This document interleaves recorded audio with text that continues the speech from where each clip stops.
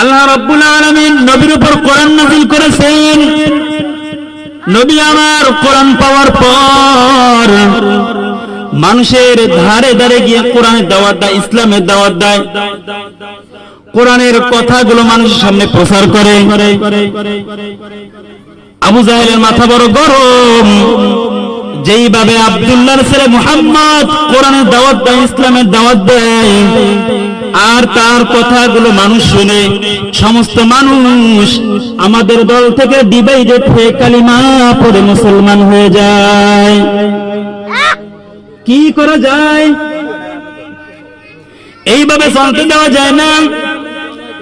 এইভাবে চলতে থাকলে আমাদের দল শেষ হয়ে যাবে, আমাদের ক্ষমতা শেষ হয়ে যাবে, আমাদের সব কিছু শেষ হয়ে যাবে। ডাক দিয়ে বলে, তাহলে কি করতে হবে? বলে আব্দুল্লাহর ছেলে মুহাম্মদ তার জবানের তেলাওয়াত বন্ধ করতে হবে,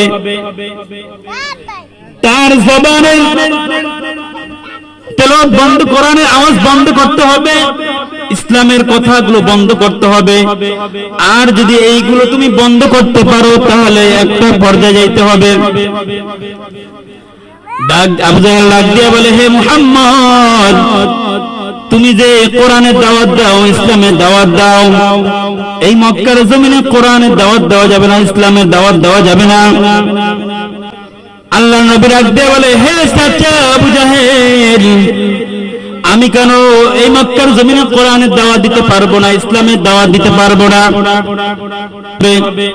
আল্লাহর নবী বলে, আমি তো আপনার দলের বিরুদ্ধে কথা বলি নাই, আপনার নেতার বিরুদ্ধে কথা বলি নাই, আমি তো আল্লাহর কোরআনের কথা বলি, ইসলামের কথা বলি, আমি কেন কোরআনের কথাগুলো বন্ধ করব? আবু জাহেল বলে, আমি এগুলো কিছুই জানতে চাই না। একটা পর্যায়ে দেখা যায় আল্লাহর রাসূল কোরআনের কথাগুলো তো মক্কার জমিনে বন্ধ করে নাই। আবু জাহেল তাকে দেখতেছে, কিছুতেই আব্দুল্লাহর ছেলে মুহাম্মদ আমাদের কথাগুলো শুনতেছে না। এবার আবু জাহেল বলে, শালীন ভাষায় যখন আব্দুল্লাহর ছেলে মুহাম্মদকে বুঝাইলাম, সে শুনল না, শুরু করলো, হুমকি দেওয়া শুরু করলো। ডাক দিয়ে বলে, হে আব্দুল্লাহর ছেলে মুহাম্মদ, তুমি যদি এই মক্কার জমিনে কোরআনের দাওয়াত বন্ধ না করো, ইসলামের দাওয়াত বন্ধ না করো, তাহলে তোমাকে আমরা এই দেশ থেকে তাড়িয়ে দিব, তোমাকে এই দেশ থেকে, এই দেশে আমরা রাখবো না, হত্যা পর্যন্ত তোমাকে করা হতে পারে। আমার নবী ডাক দিয়ে বলে, হে চাচা, শুনেছি বাবা সন্তানকে মারলে মার কাছে যায়, মা সন্তানকে মারলে বাবার কাছে যায়, কিন্তু এই মক্কার জমিনে আমার মাও নাই, বাবাও নাই, আমার আপন বলতে তো আপনি। এখন যদি আপনি আমাকে মারেন তাহলে আমি কার কাছে যাব? আমি কোরআনের কথাগুলো বন্ধ করতে পারবো না। আবু জাহেল তাকে দেখতেছে, কিছুতেই মুহাম্মাদের কোরআনের আওয়াজ বন্ধ করা যায় না। দারুন নদওয়ার ভিতরে বিশাল একটা বৈঠক ডাকলেন। এমপি, মন্ত্রী, সংসদ সদস্যরা এই কথাগুলো উত্থাপন করলেন।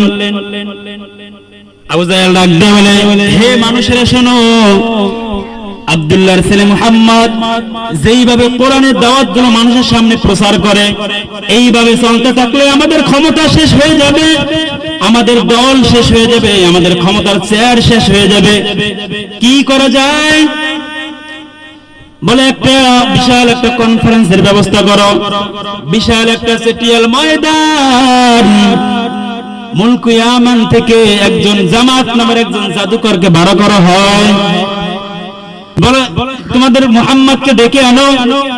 যখন তার সাথে যখন একসাথে বসলেন, বলে, হে আব্দুল্লাহর ছেলে মুহাম্মদ, তুমি এমন কি জাদু জানো, এমন কি মন্ত্র জানো, যেই জাদু দিয়ে তুমি সমস্ত মানুষগুলো আমাদের দল থেকে ডিভাইডেড করে তোমার দলের জন্য নিয়ে যাও? আল্লাহর নবী বলে, আমি কোনো জাদু জানি না, আমি তো আল্লাহর কোরআনের কথাগুলো বলি। বলে, না, তুমি তো কি জানো, জাদু জানো, আমাকে একটু বলো।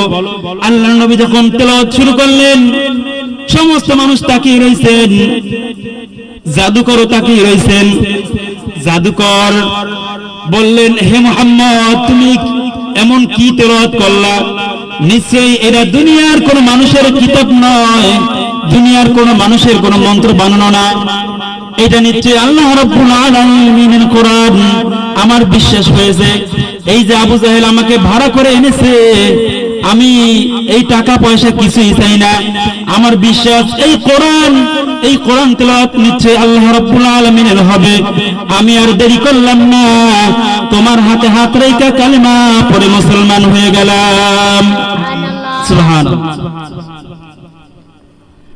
এই কোরআন আমরা মানব তো ইনশাআল্লাহ, এই কোরআনের সাথে থাকবো ইনশাআল্লাহ। এই কোরআন সাথে থাকলে দুনিয়ার জমিনে আপনি কোরআনের সাথে সম্পর্ক রাখেন, আপনার আমার দাম আল্লাহ রাব্বুল আলামিন দুনিয়া এবং আখিরাতে বাড়িয়ে দিবেন। আল্লাহ পাক রব্বুল আলামিন আমাদেরকে বুঝার তৌফিক দান করুন, সবাই পড়ে আমিন।